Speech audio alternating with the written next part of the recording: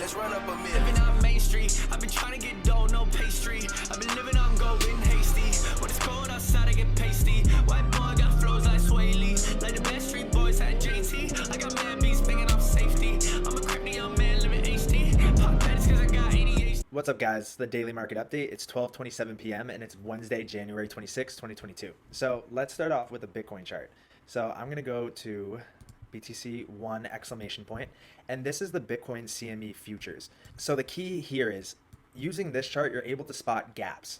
So you see this gap all the way back here when we broke out after like July 18th, we broke out and went on a price rally. We had a gap here. And what did we do? We came right down to fill it. And these gaps usually get filled either sooner or later, but some don't always. That's the key. Some don't always, but usually most of the time, majority, those gaps like here, like it came down, then it came back up, filled the gap, and then we came down here. There was a gap here. We had to come back down and fill it, and then you see that gap there. So we ended up coming back up to fill that gap, and then we recently just came down to fill this gap. We don't have any gaps up here because we already filled this one right there. So there's other gaps that we can see to the downside. There's one around 24,000, one around 18,000. Do we necessarily need to fill those ones? No, of course not. We don't necessarily need to fill those ones at all, but we did fill in this very important one because if prices were to fall back down to here, this is the level that it needed to hold. We had a gap here. We had a candle that had a long wick at the bottom, and we ended up closing the body of this candle back here where these previous bodies were, as well as this acting as resistance. And yeah, so we filled the gap. So I like that. I like that a lot. And we can see here that we have on the 3-day chart, let's go to it. So on the 3-day chart, we see the histogram starting to really come back. It's starting to come back. It wasn't like before where you see how it was increasing. Then here we started to pull back. We still went lower in the price, but when we started to pull back, it was showing us, hey, maybe the tides are turning. And we had that increased volume in the histogram. We went down, and then we're starting to decrease now, and we're still going down in price, similar to this back here. So you can definitely see that we have like this, like that, and then we roll back down, just like how we had this and that, and then we roll back down. So similar patterns, similar kind of movements in the MACD, and we're sitting at the same RSI level as we were. Actually, I think even lower, a little bit lower.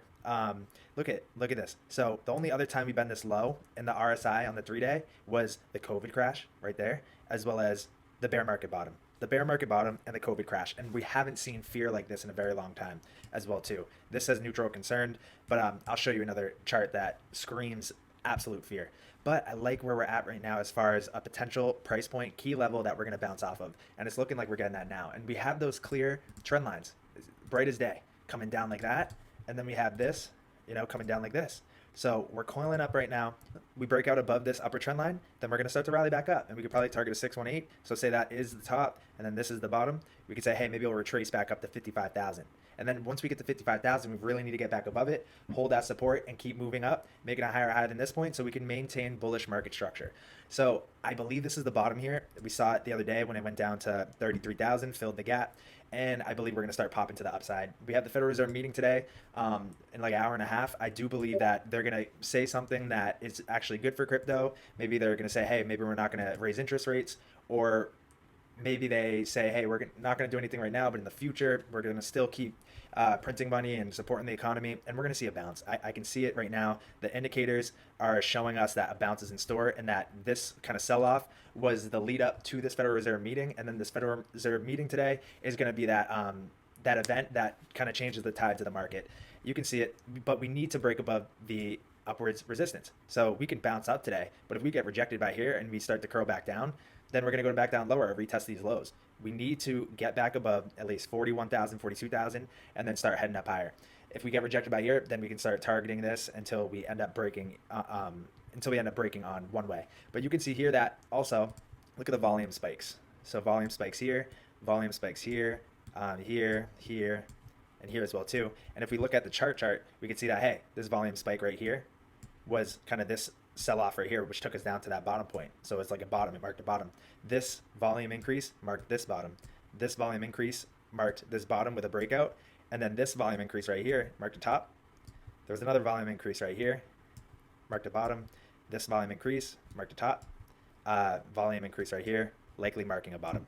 I'm calling it. I'm calling it. So then we got horizontal support. I can see it in the MACD.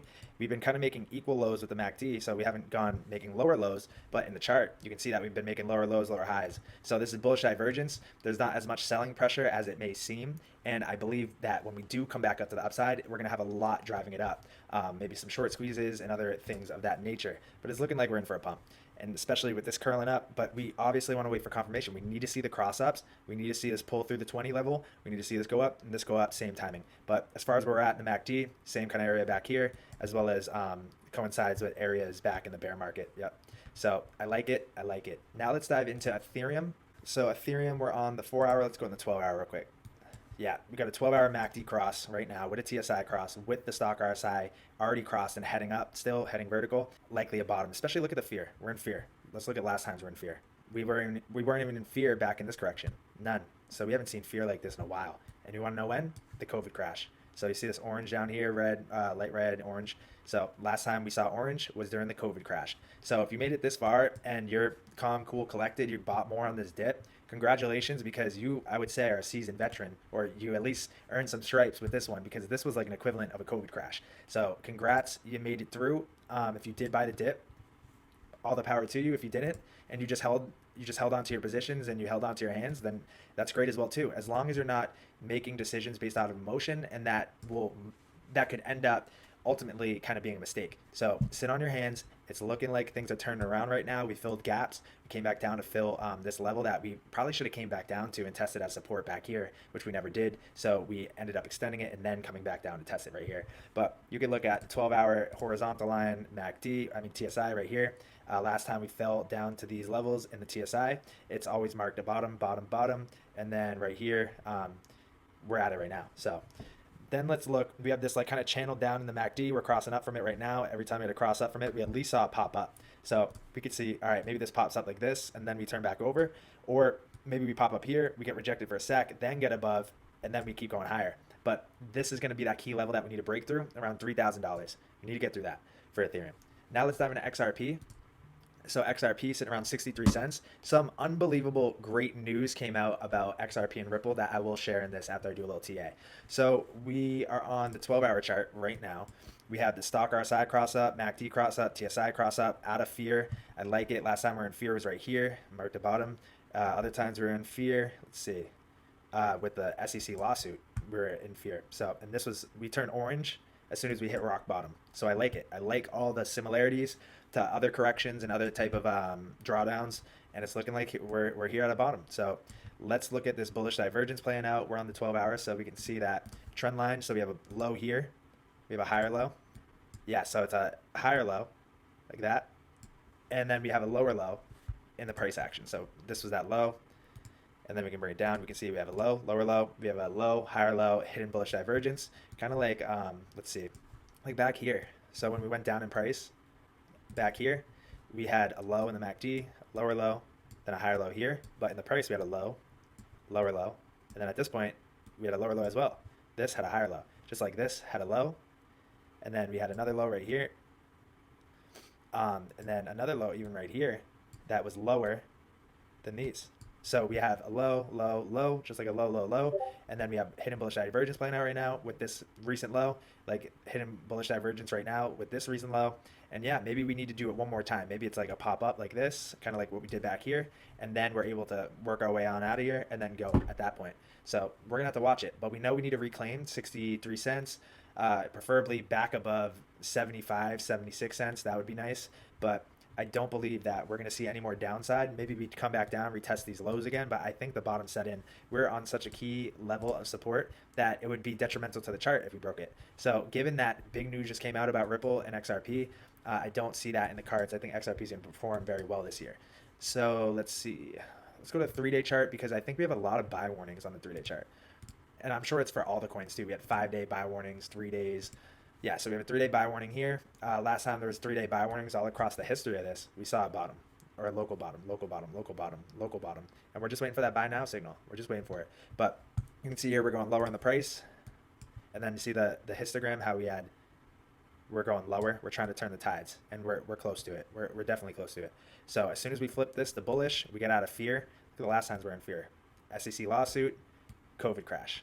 It's not many times that we're in fear like that, unless we're at a deep bottom like this right here. Another time we're in fear right here. So yeah, when we're in fear, and then you see hidden bullish divergence, plus you see stock RSI down in these levels where you want it to be to see a turnaround. Same with the TSI, MACD, so close to crossing. Once we get one pop up, it's gonna be one pop up in the price. We'll see this cross hard like that, this cross hard at the same time, this cross at the same time. So there'll be a synchronized cross of all three indicators being in that oversold territory, which you want to see it at. Yeah, so that would look great. That would look great, especially being in fear. I think we're going to pop out of here fast. I strongly believe it. But we obviously want to watch those levels, because if we do come back down and we break the 55-cent level, not good, because we have that Fibonacci moving average there, plus that key level of support. So yeah, see, perfectly supported by the Fibonacci moving average. So another reason as to why this is bottomed out. You see it here, the gray thing. Yeah, so the gray Fibonacci moving average, we can zoom out and we can see that's acted as an area like resistance, support, resistance throughout this whole entire lifespan of XRP. So let's go to the weekly chart real quick. Yeah, weekly chart sitting right at that gray Fibonacci moving average. MACD very, very oversold. TSI just broke below the zero line, but that's okay because we broke below the zero line right here, and then what happened there on after was an absolute mania going hard. So that's not of concern. Let's take out this horizontal line, do a little support levels right here. Yeah, so we've basically held this area on the weekly RSI as support basically throughout the whole lifespan of XRP. So us being right here with fear on the 1 week chart, look at all the other times we're in fear. This bottom, this bottom, this bottom, that bottom. Yeah, 1 week chart with the fear, I'd want to be buying those for sure. I like it. I like it. So let's go to VeChain real quick. VeChain around like 5.5 cents, and we're starting to see the curl, right? We're starting to see the turnaround, and we're starting to see the indicators start to cross up like that.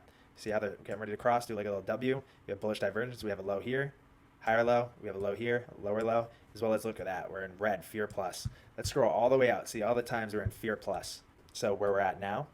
So let me do the price right there, and then we have fear right here, COVID crash, and then we have fear plus right here, bear market bottom. So congrats, you made it. Because the only other times we were this fearful and the market sold out this bad, in a sense, was the bear market bottom, 2018, 2019, and then the March 2020 COVID crash. And now we're sitting here, same type of levels, same type of kind of look here. And yeah, I think you made it. You made it through. We're starting to bottom our way out. If we do come back up here, maybe we get rejected, come back down for a double, maybe we get rejected for a double bottom, and then we get on out of here. And then we get on out of here, or we just come up here and then we start to shoot like we did back here. We just start to shoot. But yeah, we'll be watching it. We will be watching it. So that is the technical analysis part. I just want to share real quickly that news with Ripple and XRP, because what happened was Ripple, the company behind XRP, just bought shares back. So they bought their own shares back of their company equity. So February is coming up. We're right around the corner. Big things. Beijing Olympics. Also, Ripple with the court case, they're going head to head with the SEC. The SEC is still refusing to turn over those documents that the judge said they had to. So Ripple's laughing. They know that they don't want to hand it over, and the SEC is going to really push this to the end until they're going to settle, because they know that they're getting whooped in the case, and it would be an embarrassment to them. But Crypto Giant is Ripple's so confident that they bought their own stock back. Why would they buy their own stock back if they're about to get toasted by the SEC? They bought their own stock back, has repurchased all of its Series C shares at $15 billion valuation. What startup company is worth $15 billion? You know, this is not a startup company. This is one of the biggest companies of all time that is so under the radar that you can actually own a piece of right now, because they own 51% of the XRP. That's why the company is so valuable, along with what they're actually providing, the technology, the solutions for banks and enterprises, institutions. But at the end of the day, you can buy a piece of Ripple by getting XRP. So they're worth $15 billion valuation with an SEC lawsuit on them. Just imagine when this SEC lawsuit wraps up, and it's going to wrap up this year, and it's going to happen within the next couple months or before June, because Ripple, the CEO, a bunch of people that work there had said, hey, we're going to conclude 2022, and they said that they're going to launch their on-demand liquidity product. They're going to launch their liquidity hub product after that, and then as well as go public on the stock exchange. Ripple may be the biggest company of all time, because we're talking about a revolution with money and really redefining how we move money and value. So they're the Amazon of money. They're trying to be the go-to software and solution that everything runs on RippleNet and is bridged with a value transfer mechanism, which is a cryptocurrency, which we all know is XRP. So bottom line, Tetragon. So bottom line, this sort of thing is very rare and comes as Ripple continues to fight SEC allegations that it sold unregistered securities. It also could presage So it said that it could also presage a late 2022 or 2023 IPO for Ripple, which still has over $1 billion on their balance sheet. What startup company has $1 billion on their balance sheet? There's none. There's none. They are a huge company, so under the radar that nobody's talking about, but everybody will be talking about as soon as this case wraps up. I'm telling you, I'm saying it here first. You're going to see it all on the mainstream news. You're going to see it all on the Twitters, the YouTubes, the TikToks, the Instagrams. Everybody's going to want to get a piece of XRP at that point. And at that point, they're going to be buying it off of us for $10 a piece if they want it. But I don't even know if I'm going to be, but I wouldn't even be selling even close to most of my XRP at that point. I know it's worth more than that. So that's it, guys. That's a market update. All eyes on 2 o'clock with that Fed meeting. Big news coming out with Ripple, and yeah, a lot of positive developments. So charts are looking A-okay. We want to watch those levels, and I'll be in the Discord. So if you have any questions, you want to go over stuff, just let me know. So I'll see you guys in the Discord.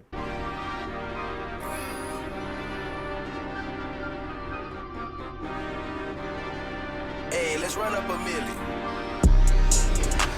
If you're trying to kiss ass, better get a room.